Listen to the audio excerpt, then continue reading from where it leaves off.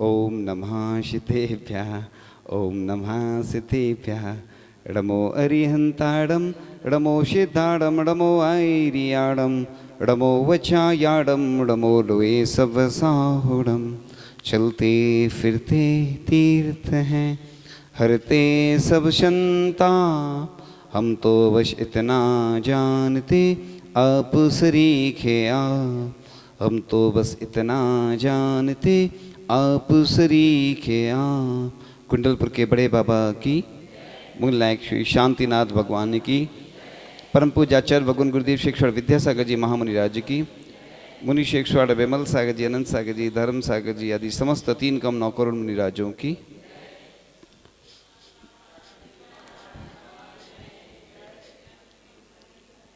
आज का यह पावन प्रसंग मूलाचार में एक बहुत अच्छी गाथा आती है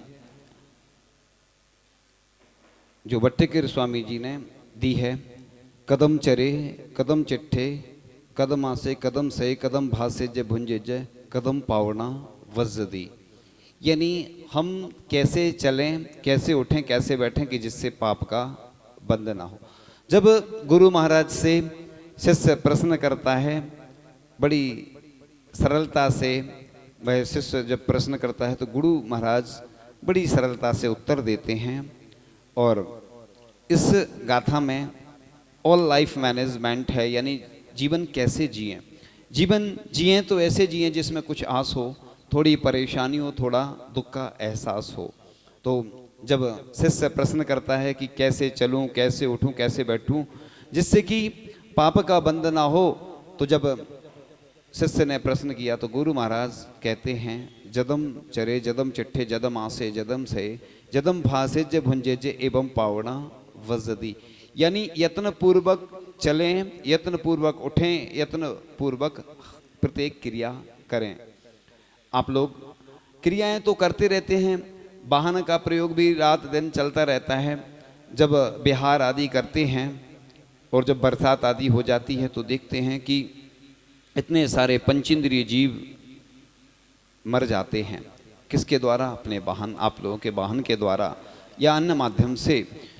तो एक पंचेंद्रिय जीव अगर किसी से घात हो जाता है किसी के द्वारा, तो एक उपवास प्रायश्चित के रूप में मिलता है, चाहे साधु हों चाहे श्रावक हों। तो अपन बिना प्रयोजन के कहीं भी नहीं जाएं। आवश्यक हो तो जैसे ट्रेन तो चलती रहती है तो उसमें उतना कम दोष लगता है, बस है अपने वाहन का जो भी अगर हम करके ले जाते हैं अपन, तो बस उस जो मुखिया होता है या जिसने किया उसको पूरा दोष लगता है। अगर जाना भी आवश्यक हो तो आसपास किसी तीर्थ यात्रा के निमित्त से जाएं। तो ये गाथा इतनी अच्छी है, भट्टिकेर स्वामी जी ने मूलाचार में यह गाथा दी है। लेकिन देखते हैं कि इस गाथा को जब भी इसकी व्याख्या की जाती है तो करते जाओ तो भी इसकी व्याख्या पूरी नहीं हो पाती है। और शायद पूर्व में यह गाथा बताई थी और यह बहुत प्रिय गाथा है कि लाइफ का मैनेजमेंट कैसे करें। आज बड़े बड़े कोर्स चल रहे हैं लाइफ मैनेजमेंट के, कि जीवन जीने की कला सिखाई जाती है। तो हमने पूर्व में बताया था आप लोगों को कि पूरी दुनिया में आज हर तरह के कोर्स चल रहे हैं, भोजन बनाने के, मेहंदी लगाने के, और भी बहुत सारे कोर्स। MBA होता है ना, management of business administration, MBA होता है, यानी व्यापार की कला सिखाई जाती है। लेकिन जैनों के यहाँ तो बचपन से ही सिखाई जाती है कला। और MBA कोई करके आता, हो सकता है वो उतना होशियार नहीं हो, कोई CA बनता है, कोई इंजीनियर बनता है, कोई डॉक्टर बनता है, ऐसी बहुत सारी डिग्री चल रही हैं, कोर्स चल रहे हैं। लेकिन आचार्य जी ने कई बार बोला कि 80% इंजीनियर किसी काम के नहीं हैं। अभी भी जब प्रसंग आया था तो आचार्य जी ने कुंडलपुर में भी बताया था। तो ये जो कोर्स बस चल रहे हैं ये पढ़ाई तक ही सीमित रहते हैं, इसके अलावा कुछ नहीं होता। जब तक आप जीवन में उनको प्रैक्टिकल के रूप में नहीं लाओगे तब तक कुछ होने वाला नहीं है। इसलिए कोर्स करने के साथ साथ हमें कुछ अभ्यास भी करना होता है। तो बात चल रही थी कि कैसे हम अपने बच्चों को अच्छे संस्कार दें, अपने परिवार में अच्छे संस्कार दें। क्योंकि बच्चे पढ़ तो लेते हैं लेकिन उनके अंदर संस्कार नहीं आ पाते हैं। तो ये जो ऑल लाइफ मैनेजमेंट की बात चल रही है कि कैसे हम उन बच्चों को अच्छे संस्कार दें, क्योंकि संस्कार की ही आवश्यकता होती है।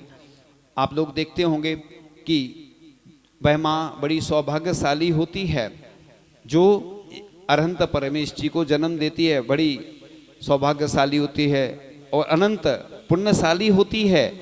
और जो माँ आचार्य परमेश जी को जन्म देती है वह भी असंख्यात गुना पुण्यशाली होती है। और वह माँ जो उपाध्याय परमेश जी को जन्म देती है वह भी महापुण्यशाली होती है। और जो माँ मुनि राज को जन्म देती है वह भी बड़ी सौभाग्यशाली होती है। और जो आरिका ईलक क्षुल्लक आदि को जन्म देती है वह भी गौरवशाली माँ होती है। इसके साथ साथ ऐसी संतान जो ब्रह्मचारिणी ब्रह्मचारी आदि बनते हैं वह जो उस संतान को उन संतानों को जो जन्म देने वाली माँ होती है वह भी महापुण्यशाली होती है।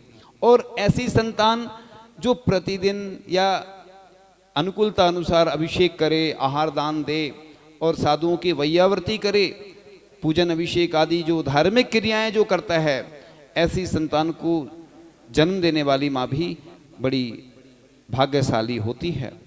तो ऐसी संतान आज मिलना बहुत कठिन होती है, क्योंकि आज आप देखते होंगे कि शादी विवाह आदि होते हैं, पाप के कार्य होते तो उसमें बिना बुलाए भी लोग चले जाते, मतलब बस कार्ड देना पड़ता है। लेकिन अगर कोई धार्मिक कार्य होता है तो कई गुना मेहनत करनी पड़ती, तब लोग इकट्ठे हो पाते।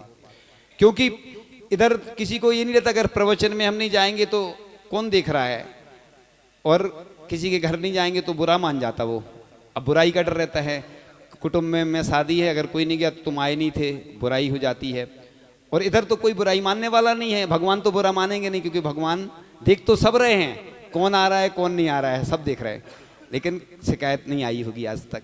लेकिन इधर व्यवहार का डर रहता है हमें कि कोई क्या कहेगा, क्योंकि अपन किसी के यहाँ जाते ना शादी विवाह में कुछ लेके जाते हैं गिफ्ट वगैरह, जन्मदिन पे ले जाते हैं। लेकिन भगवान के यहाँ कई लोग, अब तो फिर भी बहुत सारे लोग सीख गए, नहीं तो पहले खाली हाथ चले जाते थे। अभी भी कई लोग किराए के चावल चढ़ाते हैं, जैसे मंदिर से उठा लेते हैं और वहीं के वहीं चढ़ा देते, या किसी के दूसरी की तरफ उठा के चढ़ा देते, हम देखते रहते हैं।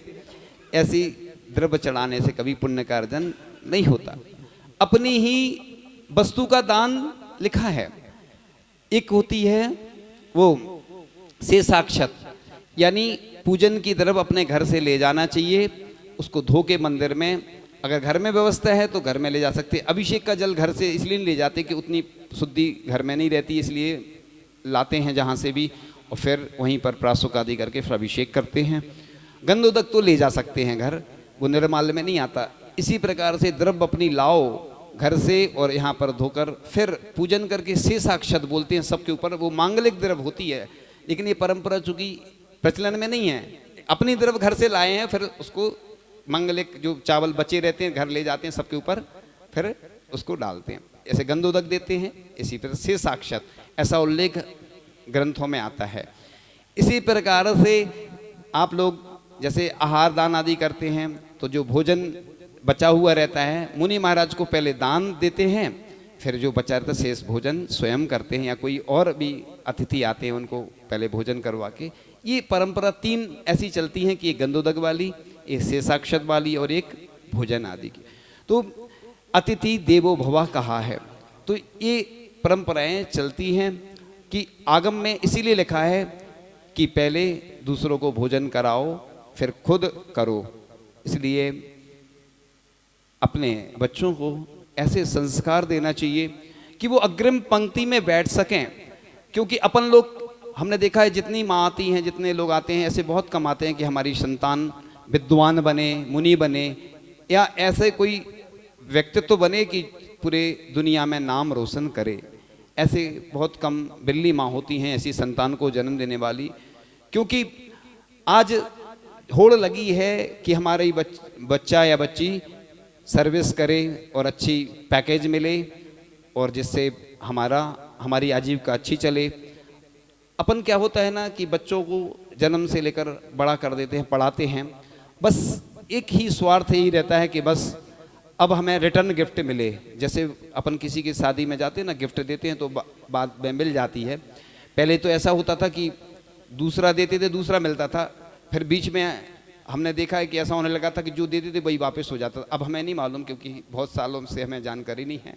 तो रिटर्न गिफ्ट मिलती है, जैसे किसी के यहाँ जाते हैं ना तो रिटर्न गिफ्ट देते हैं वो, ऐसे ही हम बच्चों को अच्छे संस्कार देंगे तो हमें उसकी रिटर्न गिफ्ट मिलेगी। और हम चाहते क्या हैं कि बस हमने बच्चे को पैदा किया है, बड़ा किया है, और अब इसको हमने इतना पैसा खर्च किया है तो अब हमें वापस चाहिए। दुकान में, बिजनेस में होता है ना, जितनी पूंजी लगाते हैं उतनी अपन कोशिश करते हैं कि उससे ज़्यादा कई गुना हमें फलित रूप में मिले। सर्विस में भी आजकल यही होने लगा है। भ्रष्टाचार इतनी चरम सीमा पे बढ़ चुका है कि चाहे कोई डॉक्टर हो, चाहे इंजीनियर हो, वह जब पढ़ाई करता है तो इतना धन खर्च कर लेता है, वह खर्च करते करते करते पढ़ते पढ़ते पढ़ते उतना खर्च हो जाता है कि वह जब सर्विस उसकी लग जाती है, नौकरी लग जाती है, तो वह वसूल करता है। फिर किस रूप में करता है आपको सब मालूम है। विदेश में अगर देखा जाए तो हर, चाहे सर्विस हो चाहे व्यापार हो, सब जगह किसी न किसी रूप में स्थितियां बदलती जा रही हैं। तो इसी प्रकार से अगर हमारा चलता रहेगा तो हम वास्तविकता में कैसे अपना कल्याण कर पाएंगे, कैसे अपना जीवन चला पाएंगे, क्योंकि आज स्थितियां बहुत बिगड़ती जा रही हैं। हमने पिछले दिनों बताया था कि लोगों को अपने परिवार की चिंता, अपने वंश की चिंता है कि हमारा वंश चलता रहे, लेकिन आचार्य श्री ने एक बार चंद्रगिरी में कहा था कि 3 संतानें होना चाहिए, एक देश के लिए, एक समाज के लिए, एक अपने लिए। क्योंकि समाज के लिए अगर अपन नहीं सौंपेंगे, यानी कोई मुनि बनता है, आरिका बनते हैं, इलक छुल्लक त्यागीवृत्ति बनते हैं, तो उससे ही अपने समाज का गौरव होता है। वह जहाँ भी जाता है, देखो आज कई नगर व्यक्ति के नाम से तो जाने जाते हैं और नगर की भी प्रसिद्धि उस व्यक्ति के द्वारा हो जाती है। तो बात चल रही थी कि हमें बच्चों को ऐसे संस्कार देना चाहिए, जो गाथा चल रही थी उस गाथा की व्याख्या चल रही थी कि कैसे चलें, कैसे उठें, कैसे बैठें। महाराज जी ने तो बताया होगा कि जैसे बफर सिस्टम में जाते लोग खड़े होकर भोजन करते हैं, तो महाराज जी ने कई बार बोला कि या तो मुनिराज खड़े होकर करते हैं, आरिका एलक छुल्लक को भी अनुमति नहीं है, और बफर सिस्टम में घर में भी खड़े होकर नहीं करते लोग। करते क्या, हमने तो नहीं देखा, थोड़ा बहुत अलग बात है, भोजन तो नहीं करते। अपनी भारतीय संस्कृति में पहले बड़े आदर के साथ लोगों को बैठाया जाता था, फिर सम्मान के साथ खाते थे। और एक व्यक्ति ने बहुत कमेंट्स भी किया कि ये बफर सिस्टम क्या है, गिद्ध भोज है। गिद्ध भोज मतलब बेइज्जती के साथ जूठन खाते, अपन जाते हैं ना और उठाकर खाते, लेकिन फिर भी बड़ी इज्जत के साथ जाते हैं और जूठन खुद भी जूठा जो रहता है ना, वो जूठे मुंह छूते हैं और जूते चप्पल आदि पहनकर खाते। ये भारतीय संस्कृति में ये सब। तो कदम चरे कदम चिट्ठे जो गाथा चल रही है, इसकी व्याख्या जब आती है तो व्याख्या में यही आता है कि कैसे चलें, कैसे उठें, कैसे बैठें कि जिससे पाप का बंध ना हो। तो अपन खड़े होकर नहीं, बैठकर सम्मान के साथ भोजन करें। और इसमें बहुत सारे नुकसान भी हैं। पहली बात तो सम्मान भी नहीं रहता। हम देखते थे पहले जब जाते थे तो बड़े आदर के साथ लोग बुलाते थे और बहुत आनंद आता था एक साथ बैठने में, लेकिन लोगों ने ऐसी पश्चिमी सभ्यता के प्रचलन में ऐसी स्थितियां बिगाड़ दी। मुझे याद आ रहा है एक संस्मरण पूज्य ज्ञान सागर जी महाराज का, वो है कि पूज्य ज्ञान सागर जी महाराज के पास लोग गए और लोगों ने कहा कि महाराज जी, हमने 3000 लोगों की भोजन की व्यवस्था की है और लोग ज़्यादा आ गए हैं, विधान आदि हो रहा था, 10,000 लोग आ गए हैं, अब मैं क्या करूं? तो घबरा रहे थे लोग, कैसे होगी व्यवस्था। पूज्य ज्ञान सागर जी महाराज ने कहा कि तुम घबराओ नहीं, जिस कमरे में भोजन रखा है उस कमरे में एक सफ़ेद कपड़ा लगा देना और जो व्यक्ति अंदर बैठेगा, एक व्यक्ति, वह उपवास करेगा आज का, और बस कुछ नहीं करना तुम्हें, बस। और ऐसा ही किया उन लोगों ने, उस व्यक्ति को वहाँ बिठाल दिया, उसका उपवास रहा और सफ़ेद कपड़ा लगा दिया। जो भी आता, चद्दर ढकी है, किसी को नहीं मालूम। और भोजन होता गया, होता गया, शाम हो गई और 10,000 से भी ज़्यादा लोगों ने भोजन कर लिया और भोजन समाप्त नहीं हुआ, और इतना अतिशय हुआ कि शाम को बारिश भी हुई। और जब बताया कि महाराज जी आपने जो बताया था हमने वैसा ही किया, भोजन तो कम था लेकिन कमी नहीं पड़ी। ये होता है चमत्कार और अतिशय। पूज्य ज्ञान सागर जी महाराज ऐसे हमारे अतिशयकारी थे, जो आचार्य श्री के गुरु थे, जो दादा गुरु जिनको हम बोलते हैं। तो आप सोचते हैं कि आज कुछ नहीं होता है, ऐसे अतिशय और चमत्कार होते हैं जब धार्मिक भावना से धार्मिक कार्यक्रम में जब सब लोग अगर अच्छी भावना भाते हैं और अच्छे से मिलकर प्रयास करते हैं तो ऐसे ऐसे चमत्कार अपने आप घटित हो जाते हैं। तो अपन जब भी चलते हैं तो ईरिया पथ से मुनि अकेले नहीं चलते कि आरी का चलते, लक छुल्लक चलते, सामान्य ग्रस्त को भी देख के चलना चाहिए। कई बार हम देखते एक्सीडेंट हो जाते ना, या कहीं पर भी कुछ लग जाता है, कांच लग गया, कोई जीव डला है तो उसके ऊपर भी पैर पड़ जाता, पता ही नहीं चलता और मरण को प्राप्त हो जाता है। तो अपन देख के चलेंगे तो कभी भी एक्सीडेंट आदि भी नहीं होगा, और आजू बाजू भी देख के चलेंगे। तो ईरिया पथ से मुनि महाराज तो चलते आ रही का आपको भी देख के ही चलना चाहिए। और जब भी जैसे आहार के लिए आते हैं, पड़गान करने के लिए, आहार दान करने के लिए, तो देख के ही आना चाहिए, क्योंकि रास्ते में कई बार ऐसे पंचेंद्रिय जीव पड़े रहते हैं, और जब कोई महाराज जी जाते हैं तो उनका उपवास भी हो सकता है, आरी का एलक शुल्लक कोई भी हो सकते हैं। तो ये देखने से, जमीन देखने से कई फायदे हैं। एक तो जीव का घात नहीं होता है, वो जीव कई बच भी जाते हैं और अपना भी बचाव होता है। तो कदम चरे कदम चिट्ठे, कदम आसे कदम सहे। तो इसी प्रकार से आसन आदि का भी लिखा है ना, कि आज हम देखते हैं कि बहुत सारे लोग कुर्सी पकड़ लेते हैं मंदिर में आकर। कुछ लोग तो शौकिया तौर पे भी पकड़ लेते हैं। जो शौकिया तौर पे पकड़ लेते हैं उनको बहुत दोष लगता है, क्योंकि कई बार देखते हैं कि भगवान के पास आते हैं लोग जिनकी मजबूरी है चौके में, और इधर वो तो मजबूरी में बैठते, उनकी कोई बात नहीं, उनको दोष नहीं लगता, क्योंकि उनकी भावना गलत नहीं है। कई बार महाराज जी को वो नीचे बैठे हैं और लोग कुर्सी पे बैठे रहते, और ये विनय भी नहीं मानी जाती है। और दूसरा, आजकल क्या हो रहा है, ट्रेन में भी बैठते तो ऐसे ही बैठते, बस में बैठते तो ऐसे ही बैठते, ऑफिस में, घर में डाइनिंग टेबल पे बैठते हैं। तो ये सिस्टम जो घुटने का दर्द होने का कारण यही है कि हर जगह ऐसे ही बैठना है, तो उस कारण से ये घुटने में दर्द होने लगा। और पूजन आदि करते हैं तो मंदिर में भी वही सुविधा होने लगी। अब हर मंदिर में ये ऐसी व्यवस्था भी करने लगे, लेकिन कुछ लोग जिनके घुटने में दर्द भी नहीं रहता वो भी वैसे ही वहाँ कुर्सी में बैठने का उन्हें आनंद आता है ना। इधर भैया मंदिर में आए हो तो बड़ी विनय से बैठना चाहिए, और अगर अपन ने जिनवाणी की, देव साधु की विनय नहीं की तो महादोष लगता है। इसलिए इधर पर जो बताई जा रही है गाथा, मूलाचार्य की गाथा है, और मूलाचार्य की गाथा में बड़े अच्छे से वर्णन किया है कि कैसे चलें, कैसे उठें, कैसे बैठें कि जिससे पाप का बंध ना हो। यही तो आप लोगों को ये तरीके बताए जा रहे हैं। 1008 तरीके हैं पुण्य बढ़ाने के। लोग कहते हैं, कई लोग, महाराज जी हमारा पुण्य कमज़ोर है, कैसे बढ़ेगा, हमारी स्थिति खराब चल रही है, हम गरीब हैं, या हम बहुत बीमार रहते हैं। तो भैया औषधि दान करो, औषधि दान करोगे तो अपने आप स्वस्थ रहोगे, और हमेशा भावना भी भाते रहो कि जितने रोगी हैं सबके रोग दूर हों। ये 16 कारण भावनाएं आती ना, तीर्थंकर प्रकृति के बंध में ये कारण बनती है ना, तो वैयावृत्ति भी लिखी है। तो ऐसी भावना भाने से भी पुण्य का बंध होता है। और जैन दर्शन द्रव्य से तो है, भाव से भी होता है ना।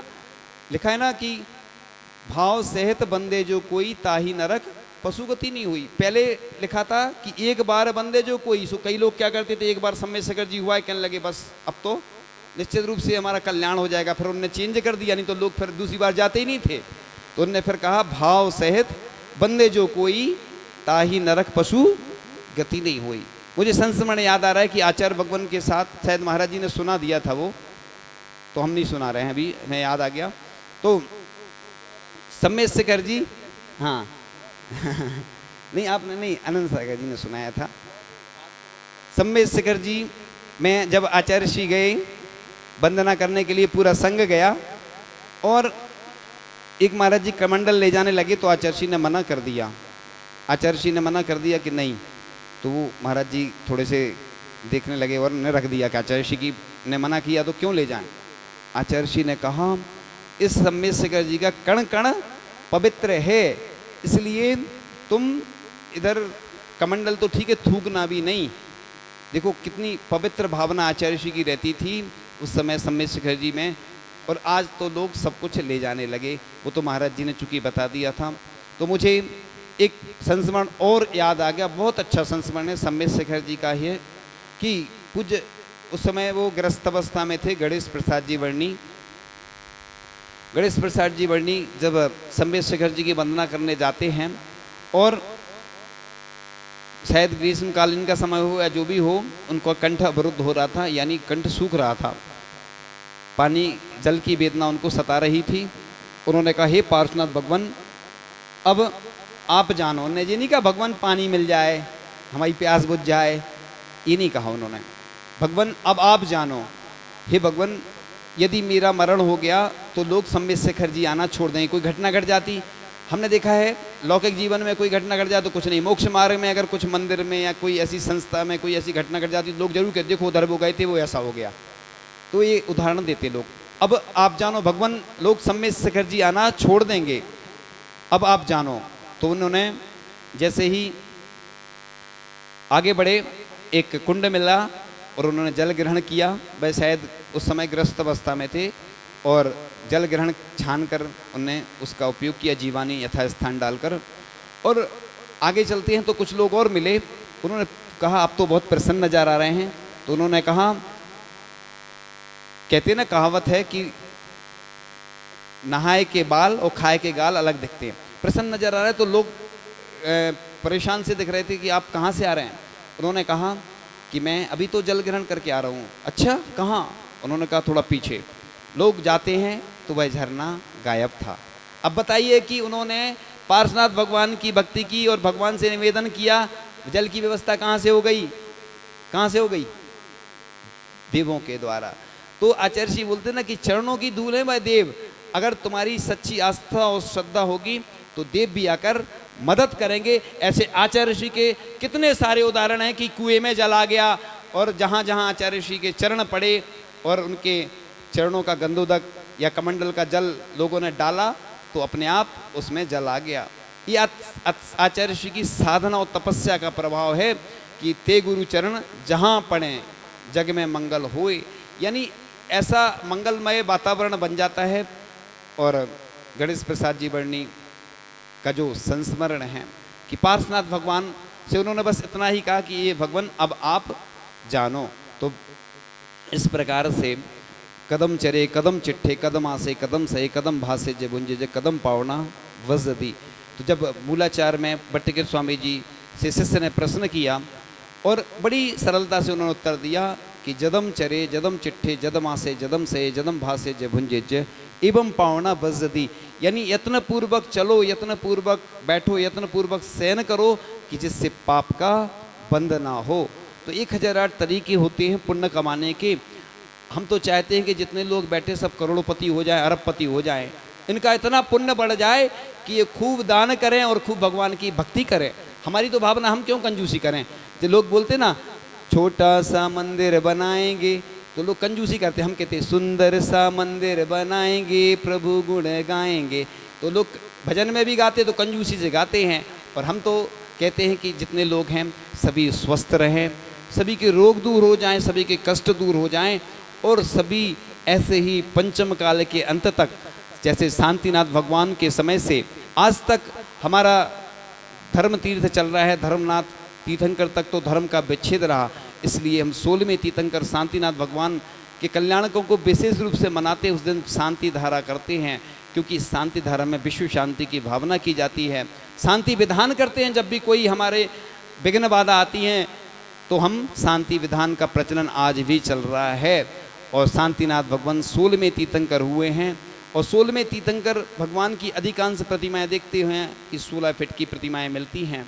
और शांतिनाथ भगवान के समय से आज तक धर्म अनुव्रत रूप से चल रहा है। ऐसे ही पंचम काल के अंत तक मुनि आरिका श्रावक श्राविका रहेंगे, ऐसा तल्लोय परिणति ग्रंथ में लिखा है। और हमारे जिन शासन की प्रभावना हमेशा होती रहेगी।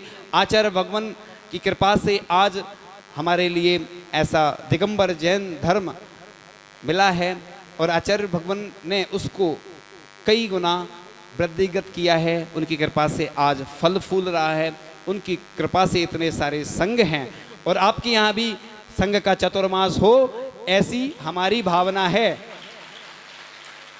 किस संघ का हो हमने ये नहीं बोला ना, ये नहीं बोला हमने संघ का हो, बस हमने बोला है। हमारी तो भावना है, हम क्यों कहेंगे, आप लोगों की भी है, हमारी भी है। इन्हीं भावनाओं के साथ कि आप लोगों को ऐसे ही समागम मिलता रहे देवसास गुरु का, और आप लोग अच्छे से उत्साहपूर्वक, महिलाएं, बालिकाएं, युवा और पुरुष सभी अच्छे से धर्म का पालन करते हुए आगे बढ़ते रहें और आप सबका कल्याण हो। इन्हीं भावनाओं के साथ परम पूज्य आचार्य भगवान गुरुदेव शेखर विद्यासागर जी महामुनि राज जी की